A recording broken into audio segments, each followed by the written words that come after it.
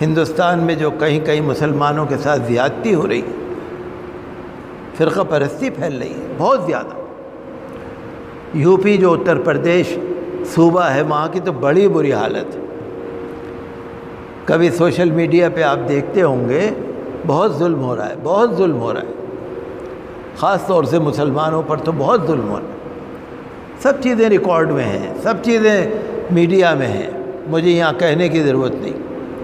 لونی میں آپ نے دیکھا عبدالصمد کا جو واقعہ ہوا، بہت دکھ ہوا۔ اس بزرگ مسلمان کے ساتھ اس کی داڑھی کاٹ دی، اس کو مارا پیٹا، کیا کیا ہوا۔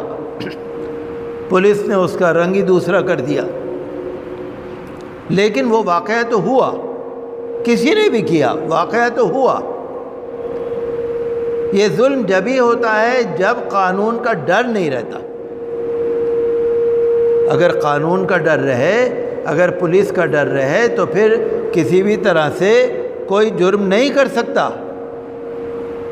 آپ نے دیکھا دلی کے یمنا وہار میں، ابھی پچھلے ہفتے کی بات ہے، شرارت پسند لوگ گھر میں گھس گئے مسلمان کے، 11-12 آدمیوں کو خوب مارا، خوب پیٹا، عورتوں کو مارا، بچوں کو زخمی کر دیا۔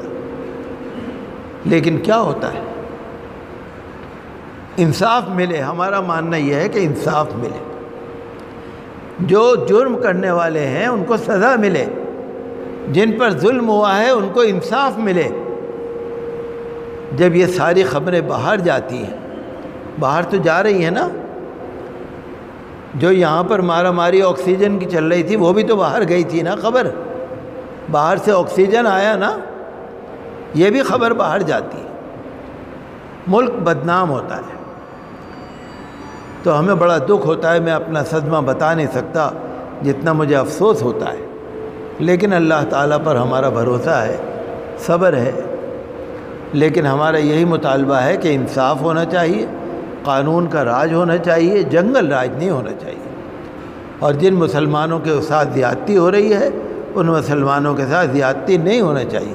ہوتا کیوں ہے؟ آپ دیکھیے نا، ہوتا کیوں ہے؟ یہ کہیں لنچنگ ہو گئی، کہیں کچھ ہو گیا، کہیں کسی کو مار دیا، چونکہ مہنگائی بہت بڑھ گئی ہے، بے روزگاری بہت بڑھ گئی ہے، تو اس سے توجہ ہٹانے کے لیے دوسری چیزوں میں الجھا کے رکھا ہوا ہے۔ ہم تو یہی چاہتے ہیں کہ انصاف ہو اور ہر ایک کو انصاف ملے۔ آپ نے دیکھا روہنگیا جو بیچارے ریفیوجی ہیں کالندی کنج کی طرف، ان کی جھگیاں جل گئی، پہلے بھی جلتی تھی اب بھی جل گئی، چوتھی دفعہ جل گئی۔ یہ کوئی جلاتا ہے۔